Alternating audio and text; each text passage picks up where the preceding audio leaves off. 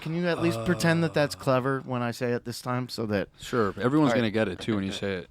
I woke up very scared, just very scary, really scared. Was I really scared? I had like weird feelings in the pit of my stomach before it even started. I'm scared. All right, guys, we're safe gentlemen over here. We're going to slide on our prophylactics, or in this case, our jimmies, boys, while we make sweet, sweet love to the brand new episode of 2 Minute a Baby, the horror movie review show where three best friends discuss a new horror movie each episode. He's already got the giggles. You're safely fucking us with this intro. That's really, that's a really, wait, hold on, let me read this. That's a really clever intro, Dubs.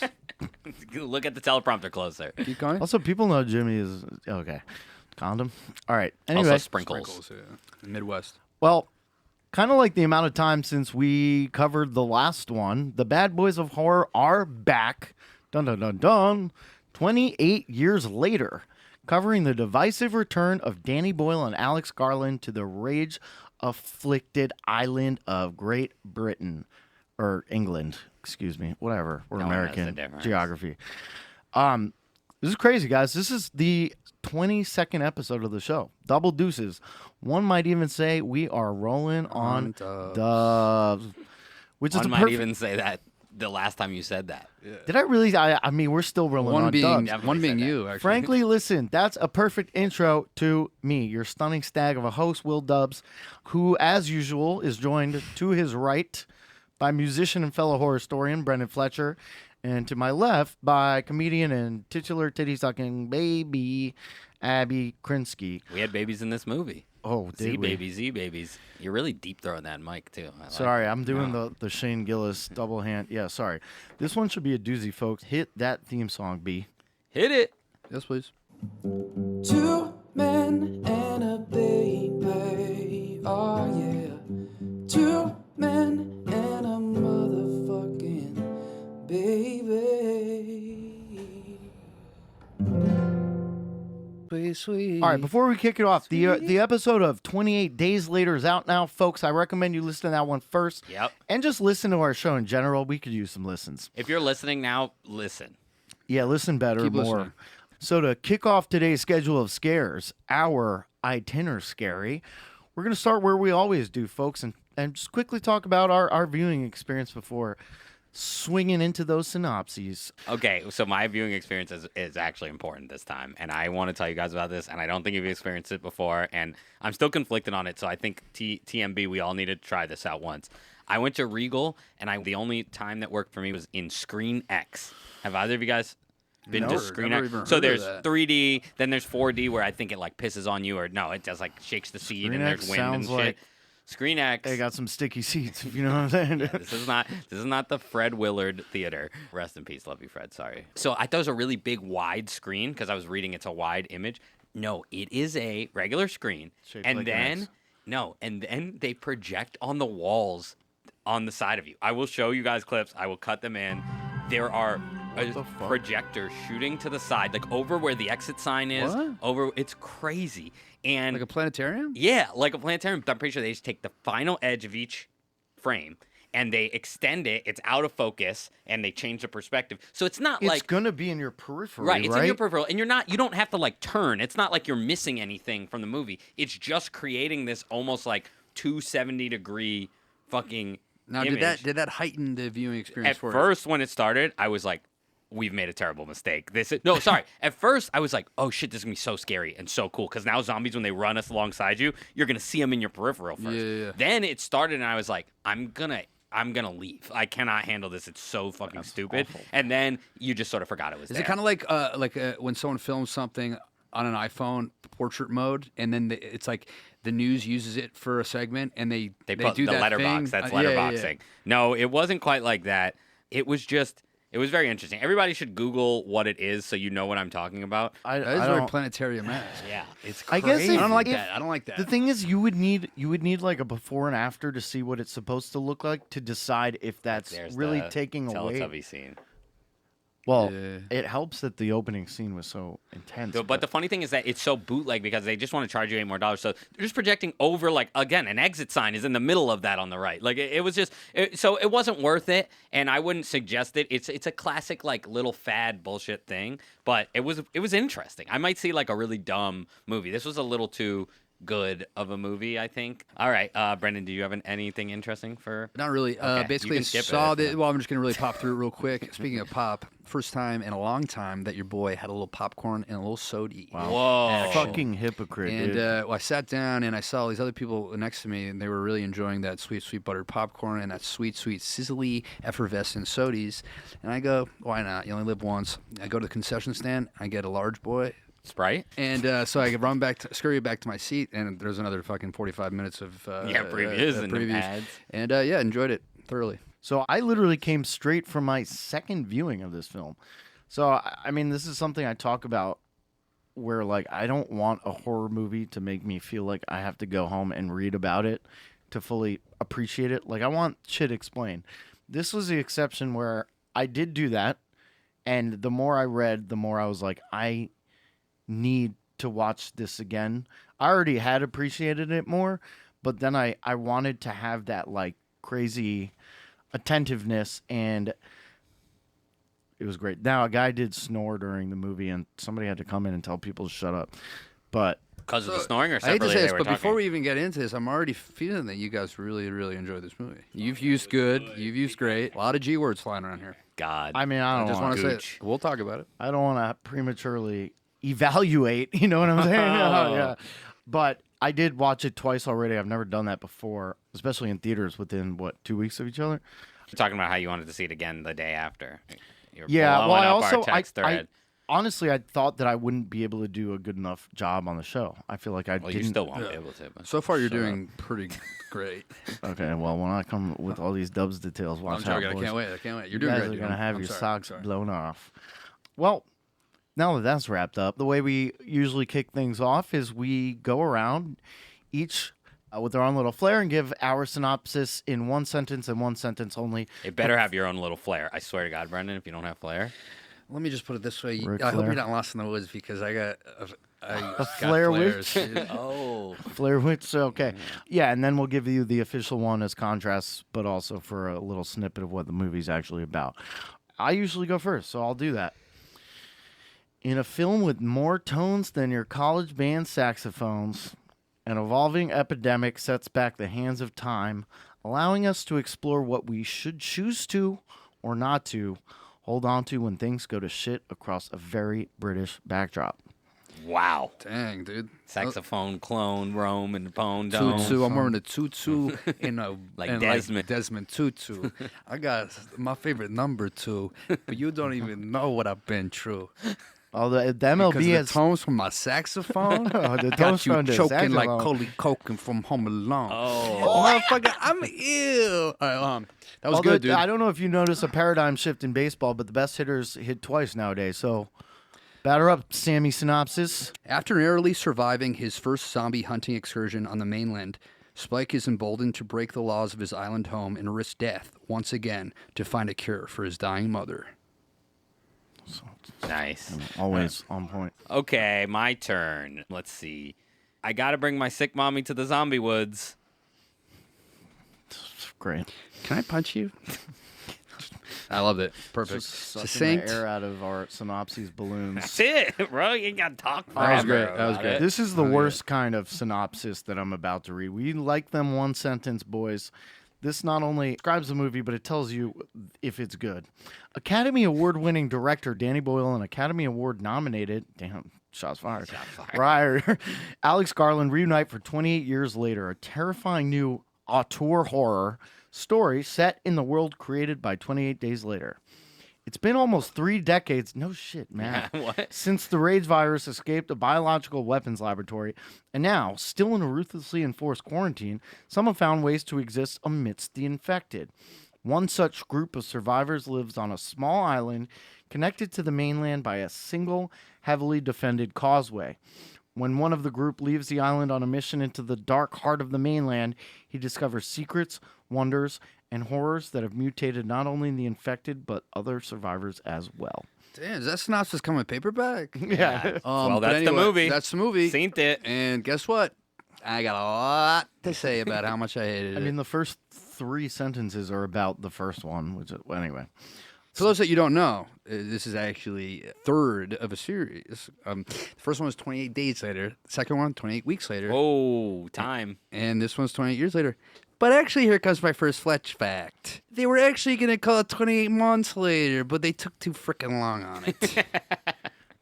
That's actually true. Yeah, I don't true. think. Is it true? Yeah. Well, also, that was probably before him and Garland broke up. Yeah, they And had a before big 28 breakup. months, they're going to call it 24 nights later. It is the end of a trilogy, but also the beginning of another one. It is, and as Will brought up, the making of this took a while, partially because Garland and Boyle, they started together in a certain way. Like Boyle had already made his claim to fame with Train Spotting, but 28 Days Later really put Garland on the map and blew up Boyle further. And they did not do the second one together, and that is partially because they made Sunshine together in 2007, and they actually had a breakup where they fought over the ending of the movie Sunshine, which I haven't seen, so don't tell me what they fought about and who won.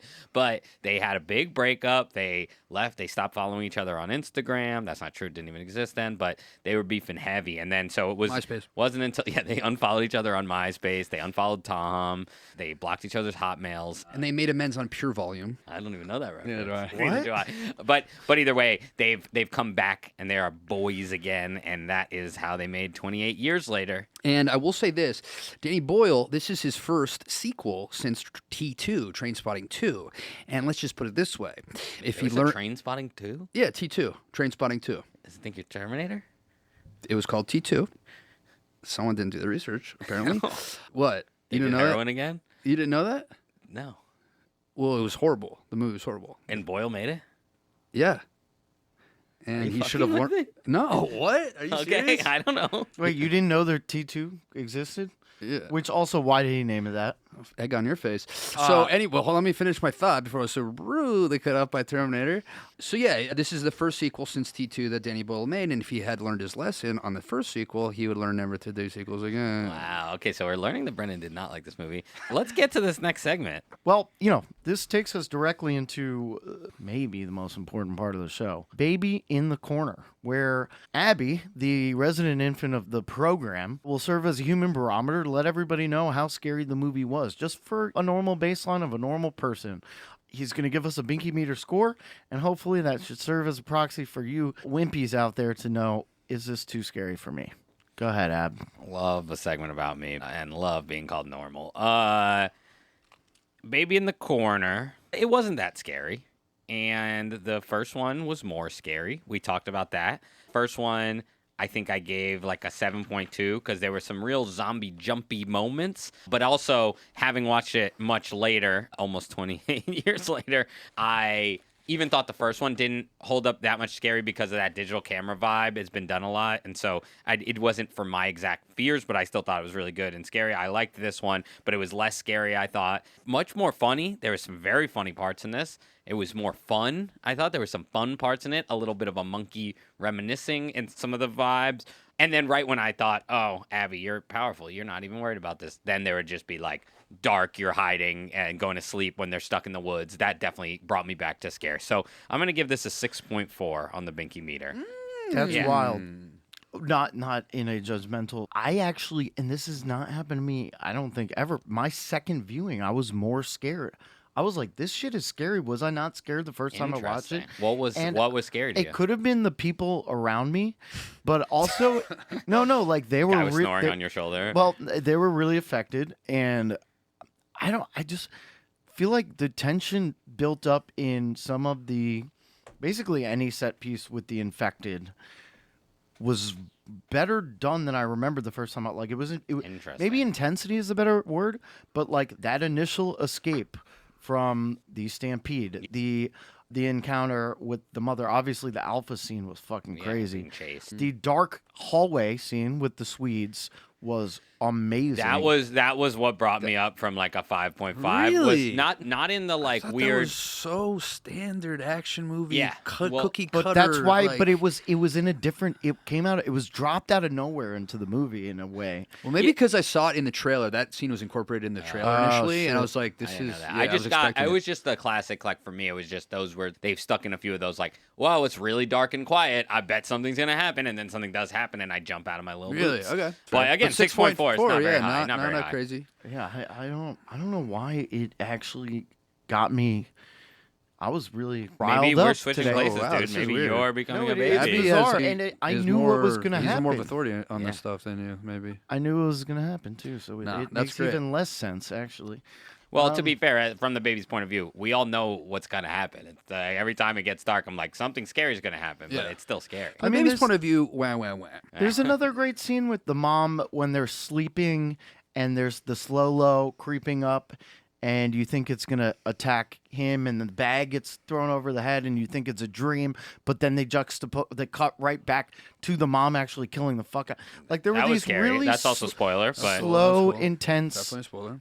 Oh shit. yeah. That scene didn't make any sense, but it was cute. No, it made, The what kid didn't make slept through sense? his mom bashing a zombie. He's 1 tired, inch from dude. his face. Yeah. Dude, All right, he before just we get became into a man. Before we Pin? get into the bashes and the smashes. All right, yeah. Next segment.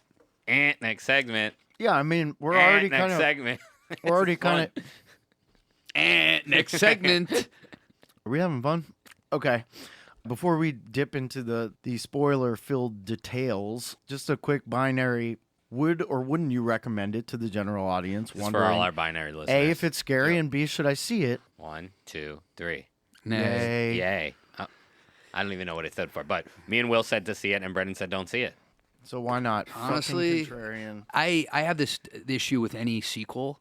I feel like what makes the original so great can never be recreated in a sequel, and even if it's attempted to be recreated in the sequel, it's lost its magic. You know, this was a completely different story, right? Completely different characters, completely different set of circumstances, and I just felt like it was a little busy. Again, we can talk about it more. A lot of plots. It was a little busy, and I felt like there was just some things that were that were kind of shoehorned in to the plot that felt very incongruous to the overall tone of the movie, or the tone that was trying to be achieved in the movie.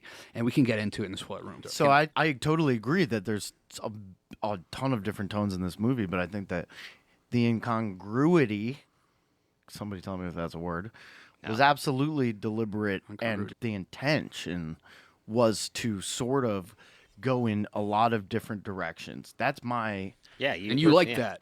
yes. If you are coming at it thinking that it's done for a very specific reason that fits into the themes and the objective, then to me, it creates a lot more leeway and ability for appreciation versus just being jarred and be like, what the fuck was that? I think it's interesting because it's a great segue to. I watched 28 Weeks later in between this.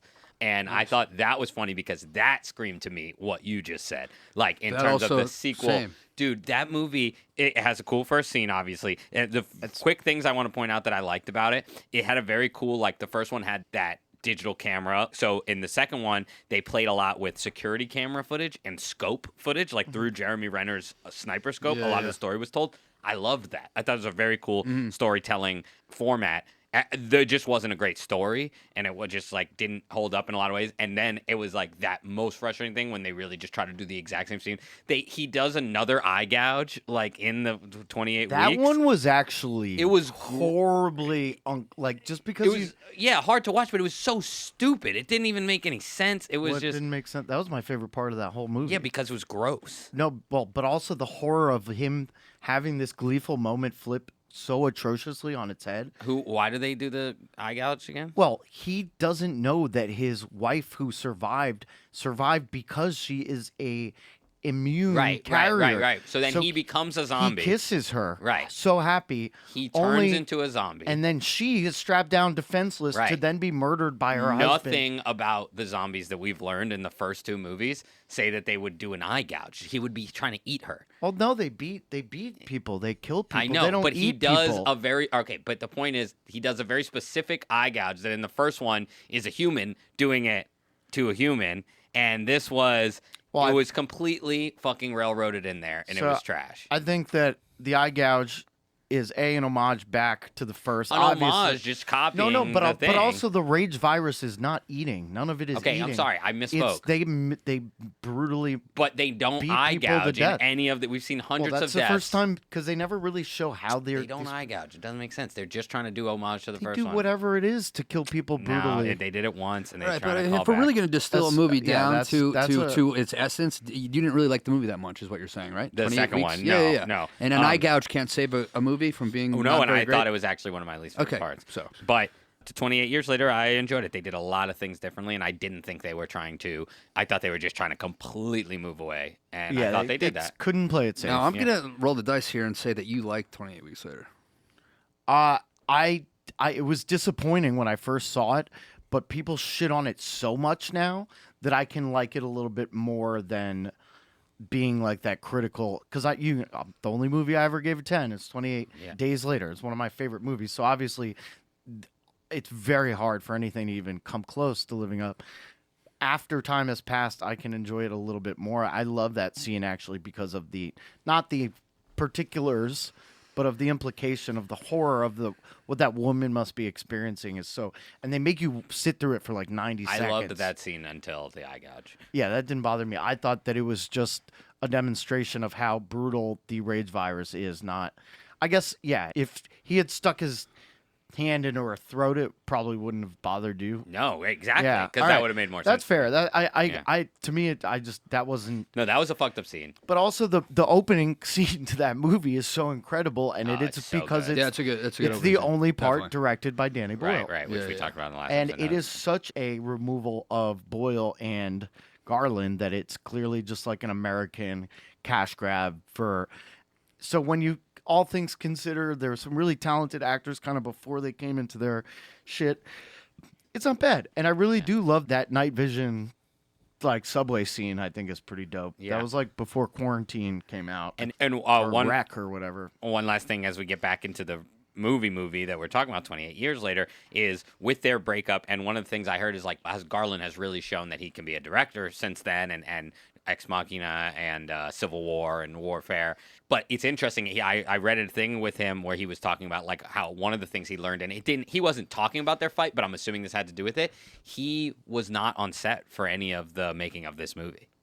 Interesting. Which is interesting. Which I think that before he sort of like probably had such a standing as an all-purpose filmmaker, you're probably a little more married to your material you wrote, and you want to be there, and that's probably where their fight came from. And I think it's cool that he was sort of like, okay, I wrote this very cool thing, and Boyle loved it, what he wrote, and then sort of like let Boyle run with it. So Garland, the crux of the fight was the ending of Sunshine. Garland's being the much more abstract versus Boyle's kind of descent into a pure horror movie that split them apart.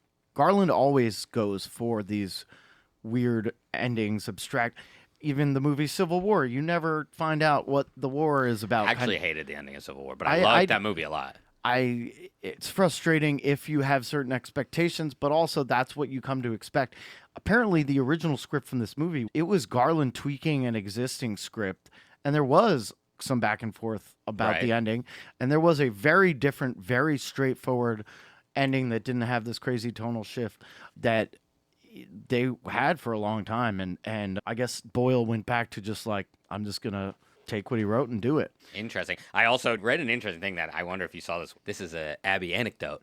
The Garland, so sort of the origination of these 28 Days Later zombies, so a long time ago. He was a big fan of Romero and old zombie stuff. He was born in the 70s. He's like in his 50s now. He played Resident Evil, the video game, when it came out. And if you ever played it, I grew up watching Will play it because I didn't own the system and I also was too scared to play it. When you play that game, he would bring up that like it was interesting, but the scariest part were the dogs, the zombie dogs, because they move so quickly that you couldn't prepare for them. The Zogs. And that's what the Zogs. And that's what inspired him to make the Fast Zombies, which defines this whole series and defines a lot of movies since. It's pretty amazing for the video game universe to do that. Another thing that came up more in this one, no, actually it's in both of them, is the obsession with like resources running out. Resident Evil was a game that was very into like saving your ammo, you're mixing things, and Will would always be pressing done, and I wouldn't care at those points. So I thought that was really interesting.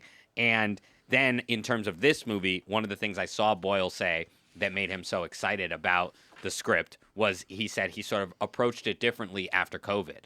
Garland took another crack at this movie after COVID, which obviously was a lot of like resource hoarding and apocalyptic views that we all got to experience that none of us had ever experienced before. And so that explains, again, a new excitement that they sort of had working together on this. Some additional color about the video game influence, because I did hear that about Resident Evil. The idea of the shuffling, slow zombies, just being able to literally in parts of Resident Evil, your best option is to just run away, and it's actually often not that hard. Resource management you covered, but the fast zombies, the most famous jump scare in all of the Resident Evil series is the first time you meet the dogs, they jump through the windows. And in 28 Days Later, at the end, I forget the name of that black zombie that they were seeing how long he starts. He jumps through the window. In the beginning of this, in the church, they jump through the window. Yeah, wow. So that is directly him showing his love. But yeah, the dogs, and also The Last of Us is what inspired the sort of evolved forms, mutated forms of the infected. The alphas and shit. Yeah, Okay. yeah, the different versions. And with that, let's transition to take a little walk down to the attic. That's not. Oh, shit. What's the Walk bottom down of to the attic? attic. Walk You up know, to those the- attics you up walk to the down basement. Hold on, put your Classic. clickety-clack and your heaviest boots on. Yeah, we're walking Bump. down up to No, the I don't wanna go. alley, No, up to the please, no, alley, no. up Brennan, get down here. Get down here. What's in there? Is it some spoilers? In the spoiler room. We're here now, guys. All right, real brief plot summary. Go. Abby, quick with it. Just for all you cookies and cutters that didn't watch it or watched it a while ago and don't remember it, before I even get into that, I will talk about what I think was one of the funniest things that I've seen a movie do in a long time. Like we talked about, 28 Days Later was the boys, Boyle and Garland. 28 weeks later was neither of them. And the ending of it, the virus has now spread to mainland Europe. And then immediately this movie starts by them retconning that Yeah. entire concept. And they just very quickly are like, never mind, it's back to just the mainland Britain and the rest of the world is good. I loved that. So then here's the plot. There's a kid, Jimmy. He's watching Teletubbies, zombie time. Zombies come. He's got a mom. She's dead. He watches her die. The dad is this very weird priest. He loved dying, and then he died. So then next thing, we're cut to a small island community. They got like medieval stees going on. They're like old school with it, and they're safe from the zombies because even though they're in Great Britain, which is fucking zombified, they have water around them, and it only goes down for a little bit, and there's just one path, so they're safe. Causeway. The causeway. Nice. So you don't cause say. Then they go onto the main island to do some hunting. The kid's with his dad. The dad seems sort of cool. They get back, fine. Then he's like, wait, the dad's cheating on our sick mom. The mom's very sick. The kid says, fuck this. I got to take mom to find a weird doctor that's out in the mainland. So the kid takes the mom out to find the weird doctor. On the way, they're running away from zombies left and right. They find a fucking prego zombie. And the prego zombie gives birth via a Z-section. You know what I'm saying? Oh, She just gives birth. They cut Roller the Z. umbilical. They take the freaking baby. Now they got a zombie baby, but I guess zombie babies are actually regular babies because they're not infected yet. Then they're trying to find the doctor. Doctor ends up being Ralph Fiennes. He's hilarious and cool, and he's weirdo, and he's a doctor. And then Wait, don't forget about the boner temple, though. oh yeah, Ralph Fiennes got a boner temple. It's full of dead skulls and everything. And in the previews, you think it's like this creepy Mad Max like bad guy. No, it's like an ode to life, and he's a sweet boy. And so then he's like, kid, I got to tell you something. Your mom's got cancer. She's gonna die, and I don't want you to even deal with the grieving. So I'm gonna drug you. And then the mom's like, cool. He's known for long enough. 30 seconds. I'm gonna go kill myself now. Then they cut. They de-skin her. They put the skull up. Now the kid's alone with the baby. The kid says, Ralph Fiennes, I love you, but I got to go. He runs back to his medieval town, drops the baby off, and then says, nah, I'm not made for this. I'm made for bigger, better things. He goes back into the woods, and he's ready to go fend for himself. And then the last second, we meet good old Jimmy from the first scene and his little Teletubby gang that are now just British rock and roller-esque fools that beat the shit out of zombies and weird breakdancing like Power Rangers meets fucking Guy Ritchie shit. And that's the whole fucking movie. They are collectively the Jimmies. Rainbow sprinkles or chocolate? That was excellent, actually, Abby. Okay, so now we want to talk about the movie in a few different ways. So we're going to do that like we always do. But this time we've added timers because we usually go too long and TMB loves a short thing. And actually this movie was only 155. So it counts as a TMB shorty and we love shorties. So we're going to be buzzing each other off left and right. Call it the Gong Show. Let's fucking go. All right, kicking us off, most important part about producing a movie is production. So You let's got to make discuss. that movie to make it. So this production was actually pretty good. I will say that. No, I'm joking. So a majority of this movie was filmed with an iPhone 15 Max. That is true. So did you guys think that they maintained the aesthetic from the first movie in the sort of the frame rate kind of jumpy quality of the first movie? Do you think that was carried over to this movie? The frenetic editing, absolutely. Visually, aesthetically. The editing was so insane to me Yeah. in the way that it would cut, like almost. I just like mean a- specifically talking about how the zombies moved. Yes, I think that he did that sort of grounded, grainy visual, albeit this time instead of what was the technology then for the normal human on the ground. It's the technology now for the normal human on the ground. Yeah, I and agree. by the way, an iPhone is featured in this film, which is important. That's true. That is it so is its own important. character. I think it's funny that it's like, yeah, because that was the technology then. The delta between the XL1 Canon tiny sensor digital camera they use in 2000 versus the film cameras that they use for other movies that are still the creme de la creme of filmmaking right now. Like, that delta is so huge. To cut between an iPhone and a really fancy camera is a lot less of a delta there. So I thought that it actually just made it beautiful and cool, but it didn't have that same effect that I think the original had, which was like making it feel down and dirty. Also, just a fun production fact is, yes, it was shot with iPhone 15s. In fact, it was shot with this crazy rig with about 15 iPhone 15s next to each other, which is very cool, production-wise, awesome. It's how they did these sweeping shots and stuff like that. Yeah. But I do want to point out that this is a classic thing that fucking people love to do. They were using insanely fancy, expensive lenses on these iPhones. So it's like, let's not pretend you could just bust out your pocket fucking phone and shoot this. Like, these are $20,000, $30,000, $40,000, $50,000 lenses on the iPhone. I was going to say that. So it's like they had these rigs with like 15 or 20 phones that allowed them to achieve this like very fast edit from every different angle of an incident. Yeah, almost a 360 rig. And it became the signature move in the first act of the film. What I thought was super cool is when they introduced the mother's insanity, her cancer, we learn, they edit her outburst in the bedroom like that with this one sweeping turn, and you're like, oh, there's Danny Boyle. He's always doing these crazy kind of like almost like a dance edit. And then every time that he kills a zombie thereafter, whether it's him or his dad, it does this same thing where you see impact and then a swivel to a different point of view. And he referred to it as the poor man's bullet time from The Matrix, which was actually filmed sort of similarly. So I took a note about that specific aesthetic.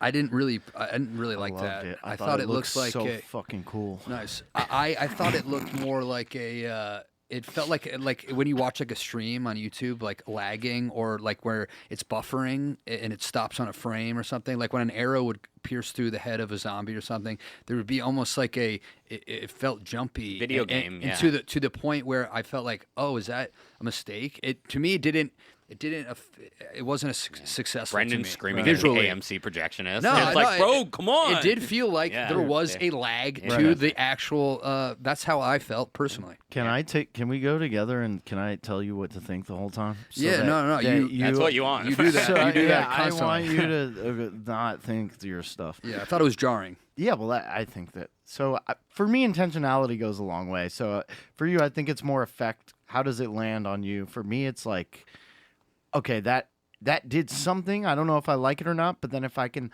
start to try to figure out why he did it, then it becomes more explain important. that. So you want to be explained why you should like it? No, I don't think I have to explain it. But No, I'm when I saying start to think about, you want to hear an explanation. No, I didn't. To why I didn't you should have like it. No, I didn't So read an what? explanation. I'm the one that pointed out the juxtaposition of the fact that sweeping shot is established with the mother, only to then be presented when this guy, quote unquote, becomes a man, and it's his first kill that establishes that shot yet again. But my question is, did you like it when you saw it? You liked it? I thought it was sick. All right, so you did. I did also based just on visceral how it affect. reaction. Yeah, so But the more I think about it, the more I liked it. Buzzer. All right. Can I just say one more thing about production? I Oh will my say God, you got a buzzer word. which I thought there was. I'm going to give this film some kudos because when the father and the son are running from the Alpha on the causeway, this sort of like the astral constellations in the Oh, yeah, that sky was and the crazy. reflection off the water. I thought that whole sequence was really beautifully done and actually was. Unlike the rest of the way of how the movie was filmed, like it was so different from, like the moments where like what I felt was very laggy and stuff. Yeah. It was like very seamless and beautifully done. And one more thing about production that I'm gonna say is the whole like Battleship Potemkin Eisenstein montage. Hey, look at them references. Yeah, the montage sequences with the archival footage of the Henry VIII movie and also the black and white footage of 28 Weeks Later interjected. I didn't like that. I didn't like that. I felt like I was watching a trailer within a movie, and it took me Yeah, out. that's a It good was point. literally like this is the trailer of this movie in the movie, and it was like this is so bizarre. And it's funny because the trailer to this movie was really, really good. Yeah, but like they were like it was so good. They were Well, like, let's just keep yeah, the trailer yeah, totally. in the first act. That scene you're referring to took 4 days to film. Also, Alfie being 13 years old, Alfie is the name of the actor. They have Spiker. restrictions. Yeah. But the way that it was filmed was so convoluted and complicated with the water. It was like a former COVID site or something. And also that, at first I was like, why are we looking at the fucking beautiful Aurora Borealis? It's because there's no air pollution in the UK. Yeah. Yeah. Global warming is not, that's the one good thing about Just the like apocalypse. COVID. Yeah, everything got a little cleaner. Interesting. All right, we did a pretty good job there of adhering to our buzzer there. Next, we're covering subgenres. For this, it's obvious. I mean, zombies. And I think the only thing to say about this is that people are running out of things to say about this. And actually, Boyle and Garland kind of touched on this. And I think part of the reason so many people thought this was such a strange movie, not what they expected the movie from the trailer, is because everything that can possibly be said about zombies where the real monster is a human Right, was done in has the first been one. said. So they had to take some serious swings for the fence. And they did. And they did. And I think that... There was one serious thing swanging, if you know what I'm Oh, saying. yeah. So I just think it's got to be a daunting task to revisit that genre after doing pretty much the best job ever, in my opinion, next to like Dawn of the Dead, Romero. Dong of the Dead. Dong of the Dead. That's Dong- what this should be called. The sequel is going to be called The Bone Temple. Okay, so exactly, they took some big swings, and one of the biggest swings was that Dong of the Dead, which was those alphas. So they had these one level smarter zombies that were like the leaders of the pack, and they looked like Jason Momoa's meet like Reggie Was that Watts. not Jason Momoa? Was it not? I thought it was. I thought that was Jason Momoa. Okay, yeah, I don't think Was it it? was. No. Did anyone confirm? Or... No, No, that the definitely guy, wasn't. the They actor is literally 6'7". Okay. and so is his dick. And his dick is 6'3". that's Yeah. No, it was a prosthetic. prosthetic. Photorealistic prosthetic. Okay. But I was like, photorealistic. Why wouldn't it be prosthetic? photo? Wow. What would What they? is photo? What photo? They're are like, they let's basing make it the off of? fakest looking exactly. dong ever. So my thing is, I make prosthetics that look so fake, it's Yeah, crazy. yeah. You'd rather just use a piece of cardboard. But that dude was hanging dong, swinging dong, flinging flongs, and it was just running around. And they showed it a lot. And then they insinuated that he's fucking because they had the zombie with the Z section. So let's just say what we all wanted to say. Can we see the alphas fuck? Are we not going to get to see that, well, Danny it would Boyle? be one because alpha fucking a normal, right? and the other thing the alphas would do is they'd rip your fucking skull off and carry your head around with these huge like spinal. Yeah, rip the spinal whole spine thing, out, head and all. yeah, Yeah. hanging off. It was the sequel to that- Spinal Tap. That was the buzzer beater, but the last thing about that is that established object permanence as a sort of evolutionary stage. Right, they were moving past it. That's a good point. Well, I mean, he uses the head spine combo as like a what was that medieval ball and oh yeah, mace. yeah. Yeah. He, that weapon, and also you see him putting one from a cow onto a tree on a shrine, just like Ray Fiennes did. And there are a couple of theories about that.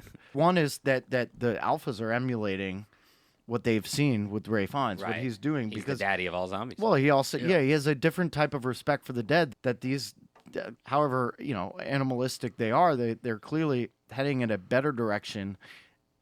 Well, and at one point they were humans, right? They Yeah. they were Yeah. just this is Well, just Ray a Fiennes chapter of their existence. Ray Fiennes is the only person that does believe that there's a soul and that there's no difference between a human and Right, an and infected, that's which is true. a huge contrast to what the father says at the beginning, that They don't have a soul. Don't think about it. It gets easier. It's all about Right. kill, kill, kill. Well, it's also like that theme's brought up in the birthing of the zombie child, the zombie Yeah. baby. Right. Which he explains it's the placenta that Protects protects. the Protects baby. it. And it is just a quick call out to themes as we go around. The evil baby birth is clearly a thing. I don't really know many horror movies before this podcast. We had it for Alien, Romulus, and obviously all the aliens have our big baby theme. We had it in First Omen. That was the whole plot of it. And then here in 28. Well, it's the classic theme of, I mean, if you think about like genocide and the motivation behind these evil forces that think, If we stop them from... you can't just kill the parents, you have to kill the child because the child will grow up to become, wanting to avenge the parents. stomping out the so, whole like, you cut out tree. the evil root and stem. Yeah. Well, that was also one of the earlier moments of hope for Spike. I wholeheartedly expected the horror of them having to murder what was a newborn baby zombie. Right, yes. And then they switch it up. And also you see the humanity come back to the mother during Yes. birth. For a Maybe I second. was like desensitized, but when they got on the train and there's like you hear a kerfuffle on the end of the train, and she starts approaching Isla, the mother with cancer, starts approaching this like pregnant this zombie. brouhaha, and you're like, and I just without even seeing it, I was like, oh no, please don't tell me she's about to give birth. Oh, I to- knew it was going to No, happen. well, yeah. they I knew it too. It was And a little I was much. gonna- I mean, the movie well, did and I was teeter like- on a line of like, are you really going to do this I right thought it now?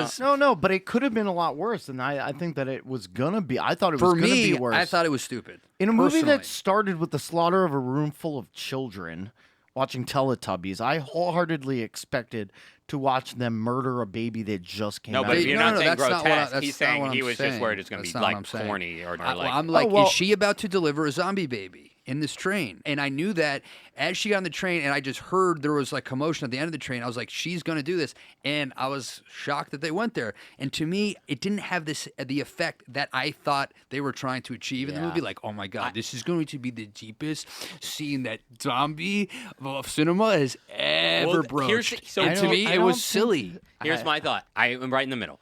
I think that having that zombie baby, at first I was like, don't do this. I hate this. This is so cringy. Yeah. And then I thought that there was some really cool parts of it. And you actually just said it very well. It represented that, like, there isn't as big of a separation between the two species, and they are the same species, Right. whatever. I just didn't think they had to show so much. I think if they came across the zombie baby after it was born, and the mom tried to kill I them, agree. and then they kill the mom, and now they see the baby sitting on the floor, and they I pick it agree. up, then it all works for I me. agree, but- But doing she holds the zombie Yes. lady's yeah, hand. yeah. So- with their no, hands, hold and they're on. looking at each other's eyes as if Oh, like I hated that. It was dude. so Fucking melodramatic. hated It was that. so corny. I could and not cringy. disagree more. And this could be the second viewing because I also was like, cool, we get to watch a little zombie baby.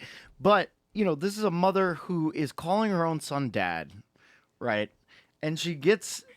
No, getting the cancer mom to the baby down with it. Yeah. We just didn't have to watch her hold Yes. the hand of a zombie Yeah, yeah. prego. It was the whole- who turns the like sequence. unzombie for a second, Yeah. but then goes back to zombie. It's like, come Yeah, on, I the get nose. the symbolism. Yeah. I Well, understand like why just don't they think could. you need it, I just yeah. thought like the cutting whole am- sequence the was umbilical a cord, little. making him do it, like making Spike cut the umbilical Yeah, I cord. didn't find Yeah. that. I Effective. don't know. I think But it was I- effective to have her carrying the baby after.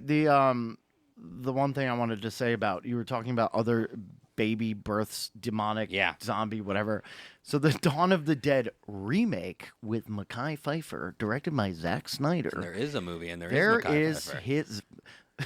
There ain't no movie with no Mekhi Phifer except for this one where his girlfriend, who's pregnant, gets infected and then gives birth to a zombie remember this. baby. Yes, and yeah.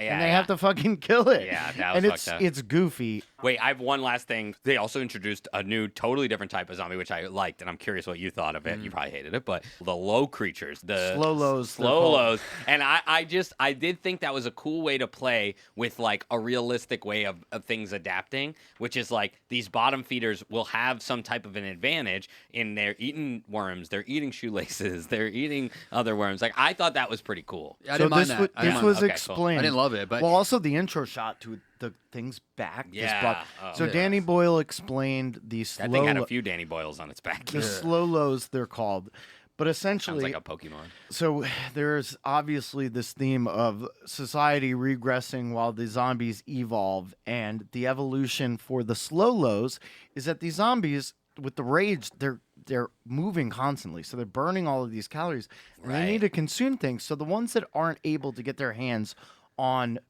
things to kill, animals to eat or whatever, they literally, bottom feeding is the best word, but he used the word of worms and grubs and whatever you can get your hand on, until the point where they're just slowly trudging around and getting fat. Well, it's like the branching out of any species that evolves over time, right? You have Do what you can to carnivores survive, or like fish. You have pelagic fish versus the not so All active right, Will, fish. you owe me $5. We said he wouldn't say pelagic fish. Yeah. You know, we made a bet. Abby and I made a bet over under 15 minutes when you would bring up the Alpha's big swanger, and you didn't bring it up. No. We're not gonna. The bet's done. The bet's You killed. win. Will, you won. But anyway, let's go to Scream themes because that's our on. next up on the docket. I will say this real quick: the Swedish dude Eric. Yeah.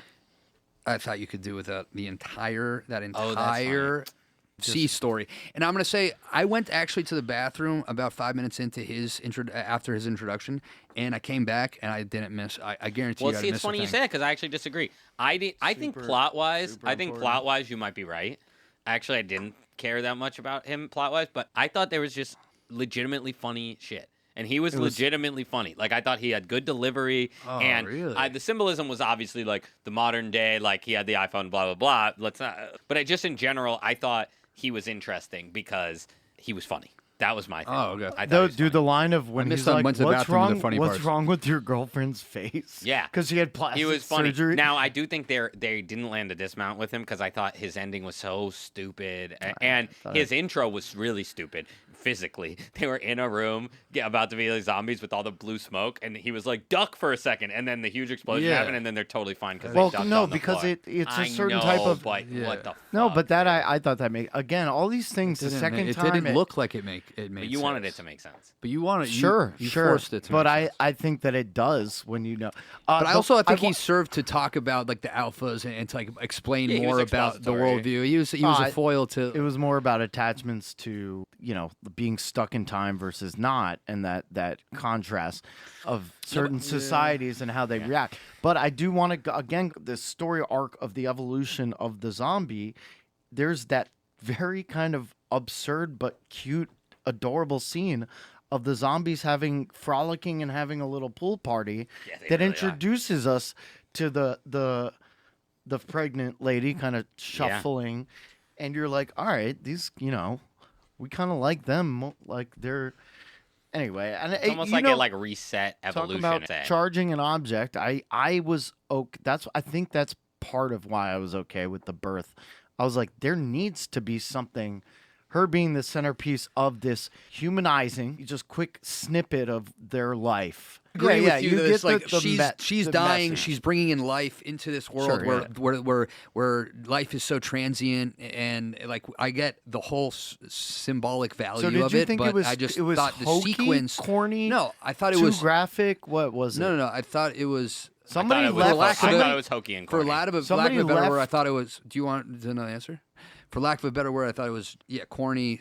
I thought it was stupid. I just thought it was stupid. Somebody left during the movie. And there was another moment actually that is very similar to that moment that I thought was equally as stupid. The delivering of the zombie baby scene took me out of the movie, and it was very similar to another scene that took me out of the movie.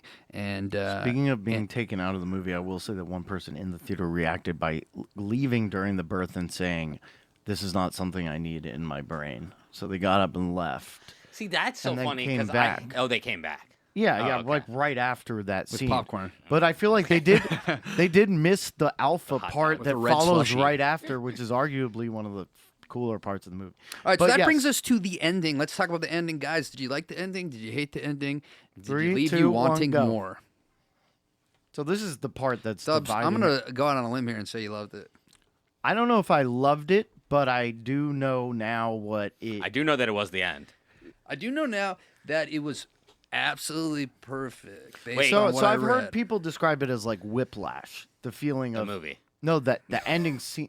Pushing or pulling. Yeah, That's Spinal Cord. It's J.K. Simmons Yeah. drumming, honestly bullying all Wait, of us. wait. So actually, before we get into what happened in the ending, I just want to say, so if you don't know, this is actually the sequel to 28 Weeks, which is the sequel to 28 Days, but it's also beginning a new trilogy. So there are going to be 2 more movies that follow this. And the movie that follows this directly, I looked up, and when I read about it, I said, wow, the internet is feeding me AI slop because this is a hilarious parody that someone wrote on Reddit that AI is thinking is real. So then I checked it on another site, and I checked it on another site. And no, the actual name of the sequel is, so there's 28 days later, 28 weeks later, 28 years later, and then, obviously, 28 years later, Bone Temple, which is the fucking stupidest, most hilarious name I've ever heard. I'm not saying it's going to be bad. I like this one. I'm sure I'll like it too. But that sounds like such a parody, like, fucking account wrote that.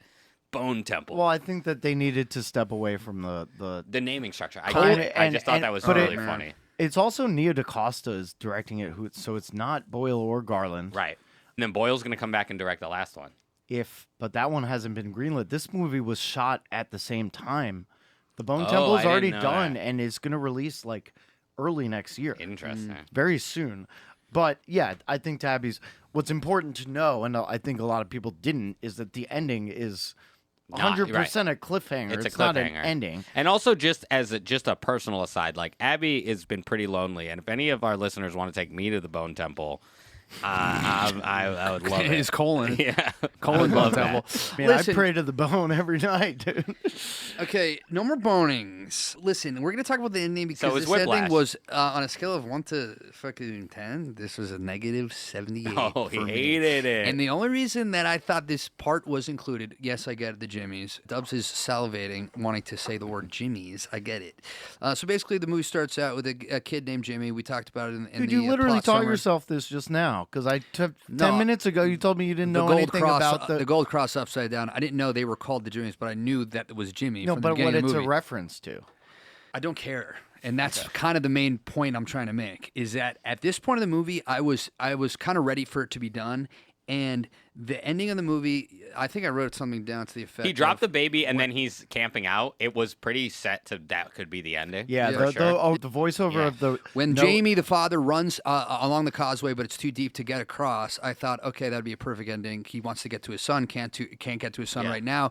The next movie could kind of pick up seamlessly from there. But instead, they decided to have a movie where have a scene where Spike is getting cornered by these zombies, and he gets saved by a blonde pack of Irish, maybe Scottish ninjas wearing tracksuits, White ninjas, and they're dressed doing like flips. Teletubbies in Scottish. tracksuits. Okay, Scottish. And I thought maybe they're trying to make them seem like Power Rangers because Oh, not maybe. okay, so they were.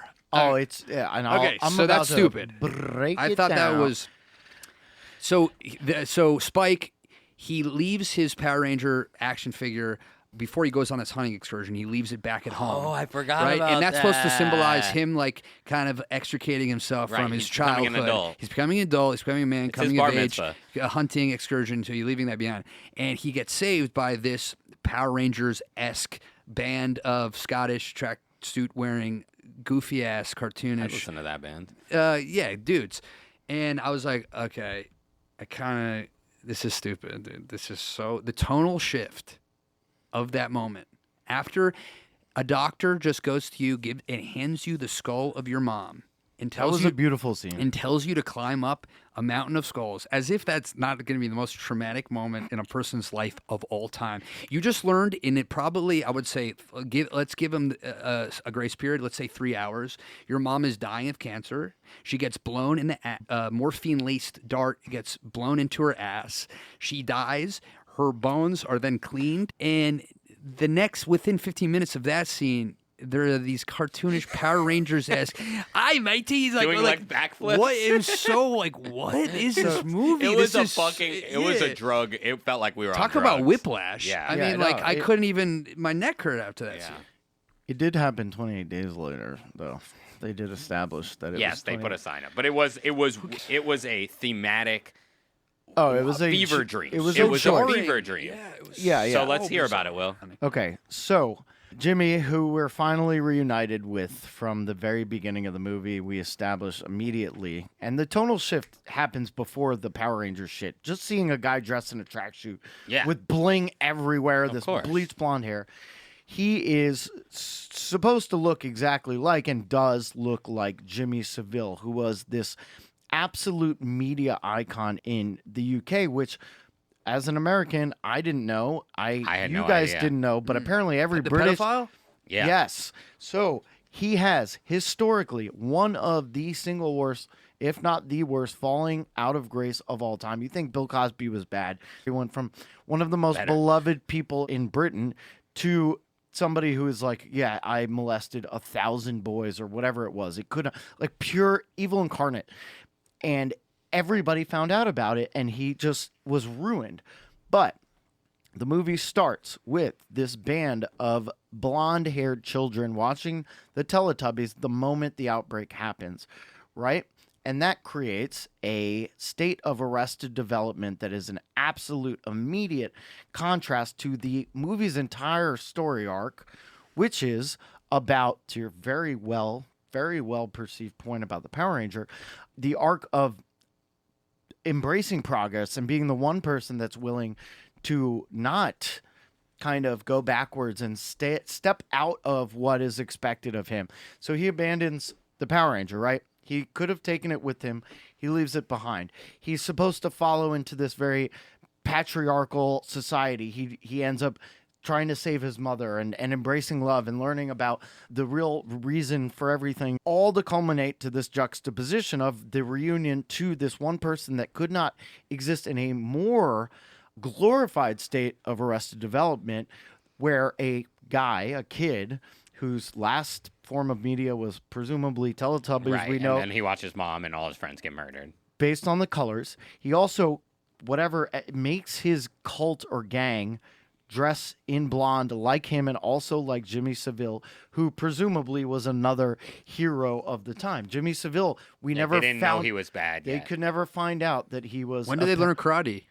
Well, I think it's implied. They had a lot of downtime. It's very heavily implied that Where? Power Rangers is another very influential child. Yeah, I like Power Rangers. I don't know. Well, you're not in an Muay Thai- apocalyptic Hold on, world. hold That's on. true, but I guess Yeah. I mean, Well, but like look, how many? Okay, but that way imagine- you bought that if you're an apocalyptic world, you would No, watch Power bought Rangers it. and get It's very not about good at bought it. karate. It's not about bought it. Oh, My viewpoint is like it's a complete tonal shift. Let me. So let's presume, and it doesn't. Let's take the tonal shift away. Just imagine that this guy who is going. I can't take the tonal. No, shift no, away. but I'm just going to try to provide the context. This guy, Jimmy, who is clearly has influence and is this leader, is able to make people in his ideal where they actually embrace the violence. That's all he knows. He's born into the violence and the chaos of the outbreak during his continued media consumption of child We shit. get it. So the Power Rangers thing, I would imagine, is like another thing with Jimmy Savile, which we don't ever see him watch. Yeah, they had limited media and they were obsessed with it. Okay. So Jimmy Savile, we don't see outside of the way he dresses. Power Rangers, it is shot exactly the same way. If you watch the intro to the show, it's upward vertical shots Right, of of the- flips over you. So I think it's trying to show you that Spike is now seeing that thing that he tried to leave behind, but also that these guys probably were like, we're gonna learn how to enjoy killing people.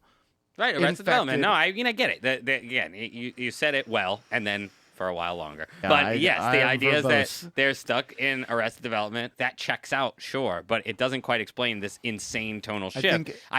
I'm assuming it's a tonal shift in the series, and Yeah. the point is going to be like, okay, now we've left the survival mode, and now we've met this other gang that survives in a very different way than this medieval town. I think it's just as much the ending to part 1 of the trilogy as the prelude to part 2 of the trilogy. Right. I Yeah. think that because the Let's Be Pals connection of this full circle moment of the entire opposite storytelling style to a brand new storytelling style, but where we're incorporating Spike, is totally to set up what's going to be an exploration of the other side of the apocalypse. This being The Power Ranger side. the PR. patriarchal society, the regression to old gender So norms, and So they did that. You explained it. You liked it. I thought it was a little much, but I thought it was funny, and I was sort of willing to take it. And my overall thought on it was, you know what? fuck it. Like, we've seen all these We've different seen everything movies, else, yeah. so it's like, fuck it, and that's why I accepted it. But I did think it was a little... It didn't quite match, the tone. They were sort of building towards it, so I do like that. The second half of the movie just sort of all turned into a fever dream. I thought the plot of him taking his mom, period, was like, what? But... we get it. You were fine with all of it. But, yeah, the whiplash at the end, I was like, what is going on? But I am also the type of person that likes to sometimes walk away a movie like, what the fuck is going on? So I'm curious, Brendan, obviously, you weren't bought in even up until that. It makes sense that you would hate that. Yeah, I was kind of already checked out. Like, as soon as he met Eric, the Swede. The Swede, I was sort of, kind of checked out by that point. I will say this, and this is more on your team. If the next movie doesn't continue that or is absolute shit, then I don't think they're forgiving that shift. That's an at the interesting end. way to think about it. I Yeah. probably Because won't see the next I one. really do believe that it was an ending and a beginning simultaneously for what is going to be. I think so. All right, the next segment. Skank. Isn't that it? Did you? So I want to round out what I think were the Scream themes that we may not have discussed as much from the first two acts that I think were equally important. And we've kind of established this point that there's this family drama, and Spike is to or want to progress outside of the zombies. And he does, and he is learning fast enough to want to move forward. But what we didn't touch on is he doesn't really know where he's going outside of the fact that he does not want to be there. He doesn't like his dad. He loves his mother. He gets comfort out of this matriarchy, which is real quick, he liked his dad until his dad was cheating on his like dying mom. He was kind of cool, Yeah, but then sorry, he just like good lad, which by the way, good lad was something that his dad kept telling to him for doing these things about embracing killing and like they don't have souls. And then eventually Dr. Kelson says good lad. But it is not until he meets Dr. Kelson and there's this introduction of Memento Mori and then eventually Memento Immortis where there has actually been given a understanding or purpose to the appreciation of life outside of what Spike just knows is not what he has. And I think that's important in something like Brexit or COVID, where we're put in this very kind of bizarre, isolating circumstance, what you choose to hold on to and what you don't. He just knew that he wasn't going to react the wrong way, which is what his town did and what his dad did.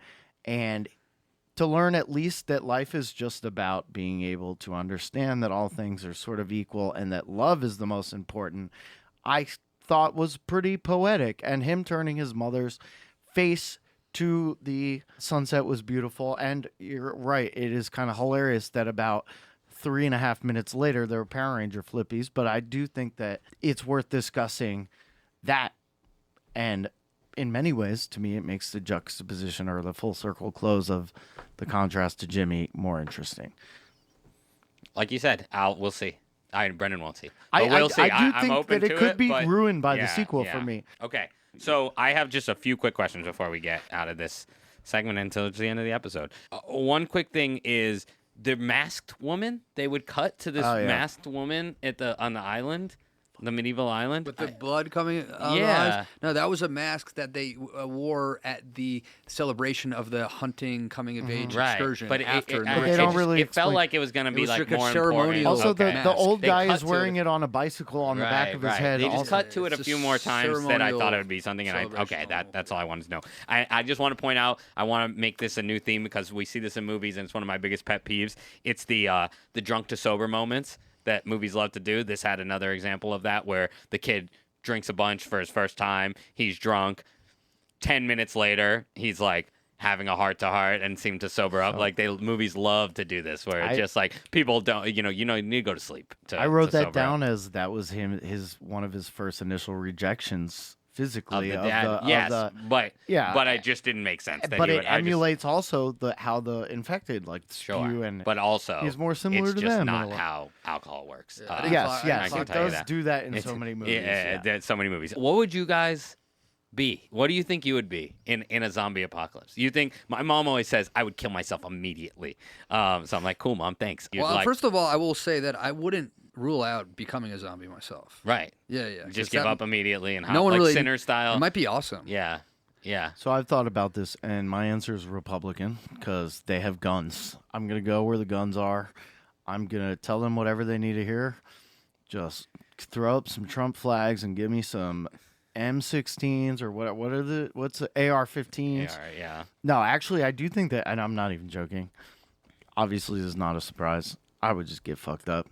There's two benefits. Yeah. One, you're braver. You just are braver. I mean, you'll die immediately, but Yeah, sure, be but brave for that moment. Two, Of alcohol poisoning. whatever. I mean, dude, if somebody was Heroin. like, they have, I was gonna say, dude, I like, might as well. So that's the kill yourself route. But Yeah, gonna well, find No, out- well, so you all kill right, yourself. maybe not heroin, but I would definitely seek Yeah. out. I would be a hedonist until the moment that I die. So you're saying nothing would Interesting. change. Well, yeah, just except that I wouldn't have to go to work. And Yeah, shit. that's true. And like That's be true. good at my job. So I have two thoughts. One is, and I'm telling you this, but you can't all steal this idea, especially when World War III hits soon. Shout out to World War III. A trick to if you need to leave a city, if you're in a city, not in Montclair, I don't know, but Town. know where a U-Haul dealer is, because if you need a vehicle last second, U-Hauls all have their keys hanging right by. So you go to a U-Haul place, you break down the door, and you grab a key, and you got a fucking truck. So that's a little trick. That's a TikTok. That's Well, like actually, a- I wrote life that- hack. Life hack. Hashtag Life death And- hack. The other funny thing is, like, this is like the two sides of my brain. My first thought was like,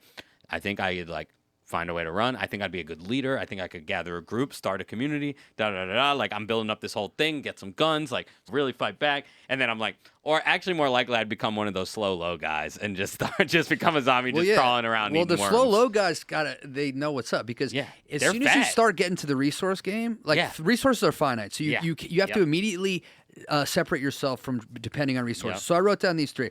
I would head to the mountains, Appalachian Trail, find a nice Wrote them down. find a nice To the vantage. question Abby just asked organically. Head for the mountains. You won't. Appalachian Trail. Find a nice vantage point. Finally have an excuse to read the multiple books I purchased during COVID about mushroom identification, not That's time. the only thing holding you back, dude. A fucking apocalypse. That's the problem. During COVID about mushroom identification, not tying, and bushcrafting.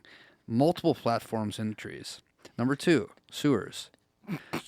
Why would you want to be in a sewer? He wants to read about. I mean, something. it's safe. Oh, Why wouldn't you not want to be in the sewers? because there's poopy and pee down there. yeah, sewer's folly, dude. Exactly. You have to swim. 3, curl up into a ball and cry for my mommy. No, I will say Reverse actually, order. as an option of becoming infected, the alphas kind of Yeah, got would it it grow my going. D? Would Well, grow my first ding of all, dong? Grow my ding dong obviously to 10 hanging. feet long. We and then established hanging huge dong. He's also the only dude getting bitches pregnant out there, and he is capable of pulling a spinal cord out and beating people to death with the head. He's not on the end only of one it. because I'm about to do that because I am 'Cause done. I'm All right, ready let's to- go. let's go. Medicare, All right, at best best. time. I just looked them up, and I'm only going to do one. And these are reviews, just so you know, these are reviews that other people wrote that we think are funny, and it's in homage to the original funny thing ever that ever happened in the whole damn world, which is Will finding a one-star review for a movie in which they said Medicare at best when they wanted to say mediocre, probably. But here we go. I only had time to find one, so here it goes. If you want to watch the sequel to one of the greatest zombie movies ever, don't watch this. It's actually pretty good. Brendan wrote it. If you want to watch a movie full of huge zombie wieners, a movie that will leave you feeling confused and questioning Wieners. what the heck you just spent 2 hours of your life on, then this is the movie for you. Honestly, that is what that made me Brendan's- want to watch that's, it. that's Brendan's review of the film. That could be a 1-star or a 5-star, depending on your version. All right, can I just make one more point that I forgot to make about the Scream themes before? Yeah, So just say it. all right, so at the we were talking about how we all didn't really like the cut in of the trailer of the Henry the Eighth or whatever. So what I will say is that during that whole part there was the over music, the recital of this poem called Boots, Boots, Boots, which is about the sort of psychological effect. That was one where they're of saying war. numbers like 1, 14. of war. that- And of yeah. marching specifically, the monotony of war, where the marching specifically got them to lose their fucking minds, where they kind of forgot what they were doing or why they were doing it, and all were going crazy, but the only thing that they could concentrate on was the boots, and this is all happening while they're sending a 12-year-old out to go get his first kill in a place where they said, we've searched this house 100 times. The whole point is they don't even know why they're doing what they're doing anymore. It's just part of this, backwards ritual that is kind of tantamount to... I thought the poem is amazing, and the presentation of it was amazing. It just sounded dope. I wish they didn't cut it with the weird. Yeah, I don't know why they chose to True. use... And one more fact, speaking of literature, there's a scene where the doctor, he's holding the skull and he goes, alas, poor Eric, and it's a allusion to the Hamlet line, alas, poor Yorick. So Ray Fiennes did some- definitely some Shakespeare, Henry VIII, and Hamlet. Thank you so much. Oh, also guys. Samson. I'm gonna go ham. Samson, the name of the alpha is a religious... Oh yeah, Samson, And biblical actually, yes, biblical. cutting the beard in which his power resides. But it rises in his dick in this movie. All right, well, let's quickly get their score, the other guy's scores, and our scores, which takes us to Rotten Estimato, the segment where we estimate the Rotten Tomato score. We guess what the critics thinks, what the audience thinks, and then we say what we think. Let's hear that themey, Brendan. Do it. You are about to find out if we really know what we're talking about. Are we frauds or are we connoisseurs? Here come our Rotten Tomato scores. The Rotten Tomato scores. All right. I got thoughts. And honestly, no spoils. I didn't spoil for myself. And I got strong thoughts here. So I'm going to say critics. I think they did some cool stuff. But also, it was too out there for even critics. I'm going to say critics gave it a 81%. That's my guess. I'm going to say critic probably score, high. they're going to give it a 2. No, I'm going to say critic score, I'm going to say 73. Okay. It's 89. God. And okay. I also, Shocking. Abby, I think I would have guessed right about Yeah. 80 because I didn't remember what it was until right before. Yeah, you tried a of lot of interesting things, and like Will said, by doing deep research that you had to read later, but all the things tied together, and they loved Danny Boyle, so critics loved it. Okay, now audience score. Brendan, you're going to start this one. 52. 52. Wow, that's really low. I think it's going to be low, but I don't think That's it more can than be, half people liking I don't it. think it can be that low, but I think people probably were hater-go-laters. I'm going to guess, in honor of a big old dong, I'm going to guess a 69. Nice. Nice. It's 64. Okay. It is wild thinking about this, though. Is that one of our biggest deltas so It's one of the far? biggest, but going back to Blair Witch, which was like in the 50s, which is fucking bullshit. Right. I would expect this deserves a lower audience score, in my opinion, based on what I believe the stupidity of most people is. I thought it would have been even lower. So pretentious. No, but if in terms of movies that you would expect to drive. The audience knows that you are. No, your but I'm opinions saying, matter to you. I don't a know lot. why so many people get angry at the Blair Witch to drive it down to a 50. I could see. Well, Blair Witch I is can 57. You're the only one that gets angry about I could that. appreciate why people would be pissed off at this movie. I get right, it. let's go No, on. that is an interesting. That's it's that's interesting all that I'm Blair saying. Witch, that Blair Witch would be lower than this. that That is it's, interesting. All things say so. considered, it's no, pretty wait. neutral. What is your thought on? But hold on. But don't you have to take into account that Blair Witch has been on that website for 13, Yes. 15, 20 Yeah, times no, longer? for sure. Yeah, And then you're also it's having hype. the opinions of people that were born in 2010. I also wonder Yes. if this one So, will I go mean, lower. that's- Okay, so what about our scores? Because that's really what matters. So I was conflicted because of all the things we talked about. I love the vibe at the beginning. I actually thought they pulled off humor throughout well. And I love Fiennes. I thought some plots had some holes in it throughout, but I also loved how they set it up. And there was a lot of things I liked. And then the fucking fever dream at the end, I don't let those things take me fully out of it, but I definitely didn't fully love it. And so in total, I'm going to give it a 7.8. That is my rating. And I think I gave the first one not that much higher, actually, which an 8.1 Yeah, I was or surprised by 8.2. your score on the last. Yeah. I Okay. feel like your language from the last one sounded like you liked it more in this. That I would say that's what I would have guessed. All right. Nice. 7.8 sounds. Will said I did okay. I'm always, No, I'm saying I'm gonna grade your grade. You know, it's I'm dude. gonna- You always do that. No, but I'm trying to guess. I at get this it. You don't point. have to qualify everything. Every time I come in with doing a score, I'm so scared that Will Dubs is going to chew my head Will off. has a knife under the table throughout the whole You recording. did your words, the adjectives you use. All right. Well, I already know you didn't like it. So now you're Well, gonna say you but I loved it. hope that my score reflects Brendan's gonna be like, exactly the level of 9.8. dislike that you have in your mind. I'm gonna give this. Well, you said 7.4 watts. 7 point. Oh, sorry. 8. I'm so sorry. Yeah. 7.8, and that's why you love to go first, because I'm gonna get 7.8 long, swinging, hanging real low, shoelaces. Nice. I'm gonna give this called a movie Mr. a 6. Okay. Look at this guy. 6.7. Little tiny Power Rangers. Power Rangers. And yeah, I think I've expressed my thoughts throughout this podcast, and there you go. Every podcast should end with someone saying, "I think I've expressed my thoughts throughout this podcast." And good night. Yeah, I'm not gonna recap it for you, idiots. Will's gonna recap. No, I mean, joking, you guys my score went substantially up upon the second viewing today, and the things that I read in between them. Wait, so what do you think your score would have been pre? Probably more like an 8, which would be 4 stars, I guess. Okay, and now it's gonna. And be now it's 8.5. 9.5. Wow. Alpha dongs. Whoa. I cannot express That how much I is enjoyed it today, insane. and how brilliant I actually think it is. 10.5 and all over the place. We didn't even talk about Brexit, Harder than dude. Exorcist. But yeah, 9.5 alpha dongs, and let's All go. right, thank you guys so much for Dong, donging dong, around. dong, Ding dong, the dong, witch is dong, dead. dong, We're out of this dong. biatch like Dong, dongs dong, on a dong, Saturday dong, night. Thank you. dong. 2 men and a baby. Oh yeah. 2 men and a motherfucking baby.